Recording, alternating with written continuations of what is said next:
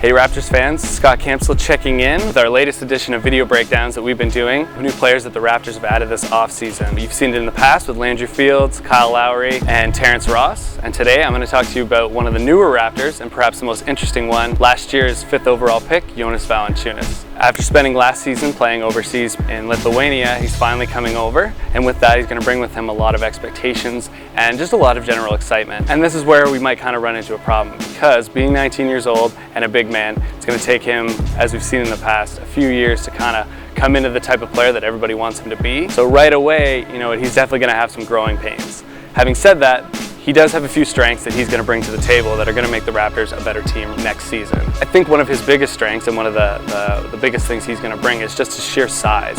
I think that the Raptors haven't had a legitimate center in about a decade. This is something that's going to change the culture of the team right away. Both offensively and defensively, he's going to take up a lot of space. On defense, he's a guy that loves to rebound and block shots, which is something the team hasn't had in quite some time. So I think under Coach Casey's tutelage, he's going to become a real anchor of that defense. On offense, he's going to pack in the defense, which is going to create some open shots for other players on the floor. One of his biggest strengths offensively is the pick and roll game. This is something that we've seen in the World Championships and even as recent as the Olympics. Even though he played sparingly, he was a big offensive option on the pick and roll. Even if he's not receiving the ball, he draws a lot of attention in the paint. It's going to create a lot of space for guys like Landry Fields and Terrence Ross, who have shown that they can hit those open shots.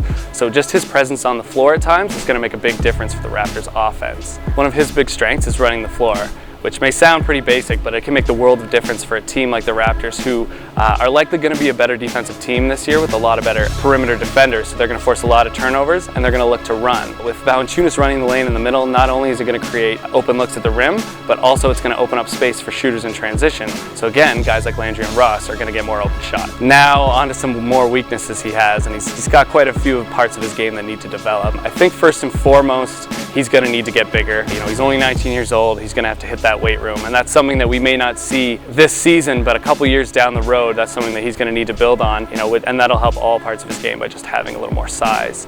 Defensively, obviously he's going to have an issue guarding bigger guys like Dwight Howard and Andrew Bynum with that lack of size inside. One of his biggest weaknesses, which is something that we saw, it was glaringly obvious in the Olympics, was his poor pick and roll defense. A little bit of that had to do with the fact that he was matched up against smaller players, but he's just either not showing hard enough or not recovering hard enough, and players are just slipping right past him.